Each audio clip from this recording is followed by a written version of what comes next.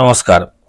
আমরা আজকে আলোচনা করব শনি বন্ধনী বা শনি বলয়, অর্থাৎ এই শনির আঙুলের নিচে এই শনির মাউন্টকে ঘিরে যে রেখাটা গোল আকৃতি থাকে, এই রেখাটা ভগ্ন হলে কি হবে বা রেখাটা কাটা থাকলে কি হবে সেটা নিয়ে আজকে আমরা আলোচনা করব। হাতের মধ্যে এটা হচ্ছে মিডল ফিঙ্গার, এই মিডল ফিঙ্গারের নিচে হচ্ছে শনির মাউন্ট, এটা হচ্ছে শনির মাউন্ট। তো এখানে এই যে রেখাটা এই শনির বলয়কে ঘিরে থাকছে এইভাবে, এটাকে আমরা বলছি শনির বলয় বা শনির বন্ধনী। এই রেখাটা, তো এই রেখাটা যাতে যার হাতে এরকম সুন্দর গোল করে থাকবে সেই ব্যক্তি কিরকম টাইপের লোক হবে। তো এই ব্যক্তি এরকম একের তো এই রেখা খুব কম দেখা যায়। এই শনি হচ্ছে সৎকারক গ্রহ, ধর্মেরও কারক গ্রহ, যোগী কারক গ্রহ, যোগ সাধনার কারক গ্রহ। তাহলে এই শনির ক্ষেত্রে যাদের বলয় থাকবে তারা যোগ সাধনায় ব্যস্ত থাকবে বা কঠোর সাধনায় তারা কিন্তু থাকবে। এদের জীবন সবসময় কিন্তু হবে বিপদ সংকুল। এরা সবসময় একা থাকতে ভালোবাসবে, নিঃসঙ্গ থাকতে ভালোবাসবে। এরা সবসময় সমাজ থেকে বা সংসার থেকে দূরে থাকার চিন্তা ভাবনা সবসময় করে থাকে এবং এরা সবসময় কিন্তু নিজের মতেও কিন্তু চলবে যাদের হাতে এই শনি বলয় থাকবে। এরা কোনোদিনও পরের কথায় চলবে না, অর্থাৎ আধ্যাত্মিক পথে কিন্তু এরা সবসময় চলবে।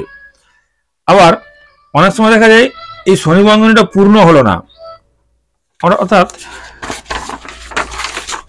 শনি বন্ধনীটা এইভাবে পূর্ণ না হয়ে এরকম হাফ হয়ে রয়ে গেল। এটা হচ্ছে আমাদের হৃদয় রেখা। এই শনি বন্ধনীটা এসে এরকম হৃদয় রেখা এসে মিশে গেল। শনি বন্ধনী হঠাৎ করে এইভাবে এসে হৃদয় রেখায় মিশে যায়। তাহলে এই ব্যক্তিরা কিরকম হবে?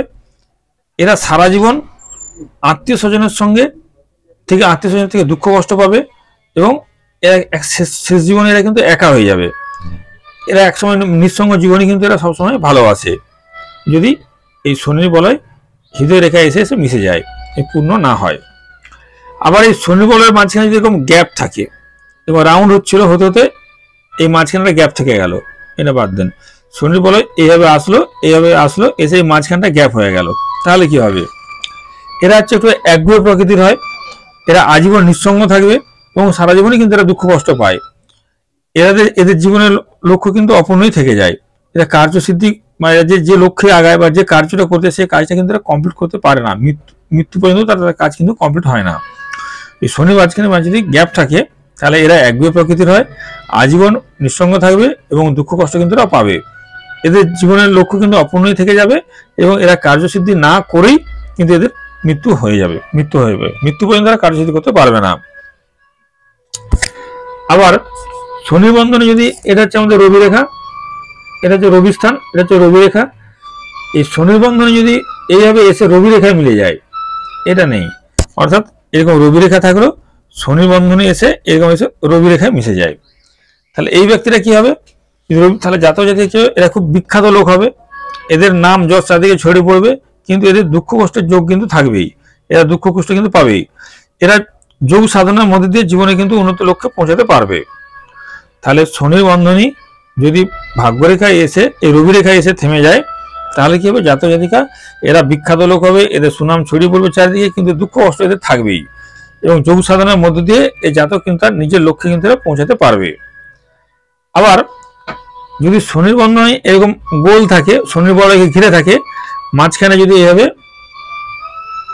ভাগ্যরেখা উঠে যায় বা শনি রেখা, এটা যদি শনি রেখা হয়, শনি রেখা বা ভাগ্যরেখা, এই শনি রেখা বা ভাগ্যরেখা যদি শনির বন্ধনীকে কেটে উপরে উঠে যায়, শনি বন্ধনী কেটে যদি উপরে উঠে যায় তাহলে কি হবে? এই জাতক জাতিকার কি হবে যে এরা জীবনে একটু মিডল বয়স থেকেই এরা কিন্তু আধ্যাত্মিক পথে চলে যায়। এরা কিন্তু সবসময় সন্ন্যাসীর মতন থাকবে বা সন্ন্যাসীরা যে একা একা থাকতে ভালোবাসে সাধনার মধ্যে থাকে সেসব কিন্তু করবে এরা।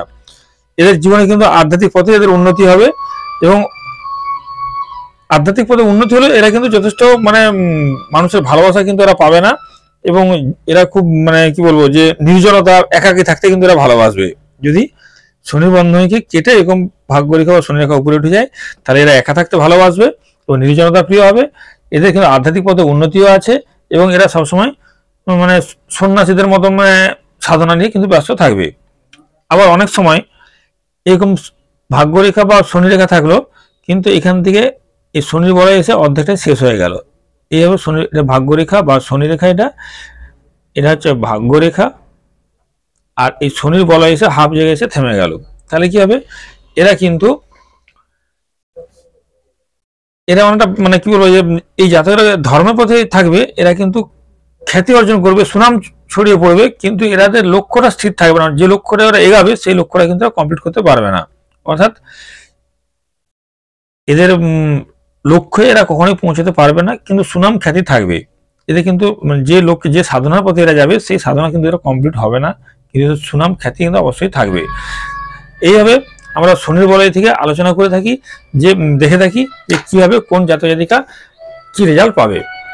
নমস্কার।